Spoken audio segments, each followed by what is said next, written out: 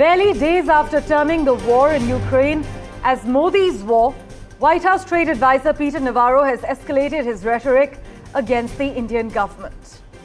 In an interview with a US channel, generally regarded as leaning towards the Republicans, Mr. Navarro has said, and I quote, "Modi is a great leader. I don't understand why he is getting into bed with Putin and Xi Jinping when he's the biggest democracy in the world." He was referring to actually India. Peter Navarro has added, and I quote, "So I would just simply say to the Indian people, please understand what's going on here. You got Brahmins profiteering at the expense of the Indian people. We need that to stop." These are Peter Navarro's words to Fox News. Navarro is referring to the recent SCO summit in China, where Prime Minister Modi has met the Chinese Premier Xi Jinping and is expected to also meet Mr. Putin. This was Prime Minister Modi's first trip to China in 7 years, as we have covered, and it came amidst intensified rhetoric against India by the US, which Peter Navarro has also led and his colleagues have echoed, as well as his boss has made it quite evident with that 50% blow that India has been dealt with. We have Peter Navarro's reaction lined up for you. Listen into his full remarks.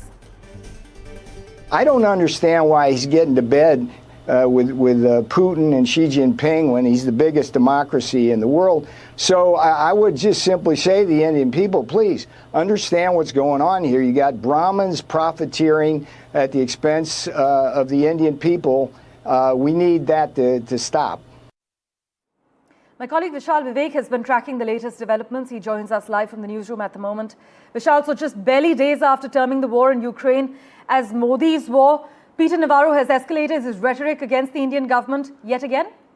Yeah, and you just heard him. He's called that Brahmins are profiteering from the war. So that's probably the most objectionable comment coming from the Trump side ever since the war started, ever since this tariff war started. And he's gone on to repeat his racist jibe. He said that India is the Maharaj of tariffs. We heard the same comment from him just a few weeks ago. Russia got into bed with big oil in India. Indian refiners make a ton of money off Russian oil. Oil deal is fueling the Russian war machine.